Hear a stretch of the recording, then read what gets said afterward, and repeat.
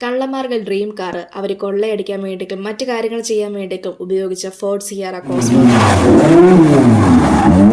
റേസിംഗിനായി നിർമ്മിച്ചതായിരുന്നെങ്കിലും റോഡിൽ ഉപയോഗിക്കാൻ പറ്റുന്ന ഒരു കാർ. പക്ഷേ ഇതേ കള്ളന്മാര് കാരണം പിന്നീട് ഫോർഡ് ഈ കാർ നിർത്തലാക്കി. 1986 ബ്രിട്ടനിൽ പുറത്തിറക്കിയ ഒരു ത്രില്ലിംഗ് പെർഫോമൻസ് കാർ ആയിരുന്നു ഫോർഡിന്റെ സിയാറ കോസ്വർത്ത്. ഫോർഡ് എന്ന അമേരിക്കൻ കമ്പനിയും കോസ്വർത്ത് എന്ന റേസിംഗ് എഞ്ചിൻ നിർമ്മാതാക്കളും ചേർന്ന് ഈ കാറിന്റെ ഹാർഡ് കോർ പതിപ്പ് പുറത്തിറക്കിയിരുന്നു. ഇത് 2.0 ലിറ്റർ ടർബോ ചാർജ് എഞ്ചിനാണ് ഉപയോഗിച്ചത്. 150 mph 241 km/h വരെ വേഗത്തിൽ കയറാൻ പറ്റുന്ന കാറായിരുന്നു. റേസിംഗിനായി നിർമ്മിച്ചതെങ്കിലും റോഡിൽ ഉപയോഗിക്കാൻ പറ്റുന്ന രീതിയിലായിരുന്നു ഇതുണ്ടായിരുന്നത്. എന്നാൽ 1990കളിൽ ലണ്ടൻ മെട്രോപൊളിറ്റൻ പോലീസ് റിപ്പോർട്ടുകൾ പ്രകാരം കൊള്ളയടിയും പിടിച്ചുപറിയും ഒക്കെ കൂടി വന്നിരുന്നു. സ്കോട്ട്ലാൻഡ് യാർഡിലെ ക്രൈം സ്റ്റാറ്റിക്സ് പ്രകാരം ഈ കാറിന്റെ പോപ്പുലാരിറ്റി കള്ളന്മാരുടെ ഇടയിൽ വല്ലാതെ കൂടിയിരുന്നു. ലണ്ടൻ, മാഞ്ചസ്റ്റർ, ലിവർപൂൾ പോലെയുള്ള നഗരങ്ങളിൽ ഒരുപാട് കള്ളന്മാർ ഈ കാർ ഉപയോഗിച്ച് പലതവണ പോലീസിനെ പറ്റിച്ച് രക്ഷപ്പെട്ടു. കാരണം ഈ കാറിന്റെ ആക്സലറേഷൻ വളരെ വേഗത്തിലായിരുന്നതിനാൽ പോലീസ് കാറുകൾക്ക് ഇതിന്റെ പുറകിൽ പോകാൻ സാധിക്കാതെ വന്നു. പിന്നീട് പോലീസ് ഡിപ്പാർട്ട്മെന്റുകളിൽ ഫോഴ്സ് ഇൻഡക്ഷൻ പാട്രോൾ കാറുകൾ വാങ്ങാൻ തുടങ്ങി. Ford Mustang 5.0, dodge charger pursuit, Mitsubishi Lancer revolution, സുബാറു Impreza WRX 60i എന്നീ ടർബോ ചാർജും അതുപോലെ സൂപ്പർ ചാർജ് വേർഷൻസ് കാറുകളുമാണ് ഉപയോഗിച്ചത്. ഇതുപോലെ ഒരിക്കൽ മാഞ്ചസ്റ്ററിൽ നടന്ന ബാങ്ക് റോബറിയിൽ 3 പേർ കയറി കാശ് കൊള്ളയടിച്ചു. അവര് പുറത്തിറങ്ങിയപ്പോൾ ഉപയോഗിച്ചത് ഒരു കറുത്ത ഫോർഡ് സിയാറ കോസ്വർത്ത് ആയിരുന്നു. 8 മിനിറ്റിൽ അവർ 20 മൈലാണ് കടന്നത്. പോലീസുകാരെല്ലാം കണ്ണു വെട്ടിച്ചാണ് അവർ രക്ഷപ്പെട്ടു പോയത്. പിന്നീട് ആ കാറ് ഒരു ചെറിയ ഗ്യാരേജിൽ കത്തിച്ച നിലയിലാണ് കിട്ടിയത്. ഫിംഗർ പ്രിന്റ്സോ കാര്യങ്ങളോ ഒന്നുമില്ലായിരുന്നു. പിന്നീട്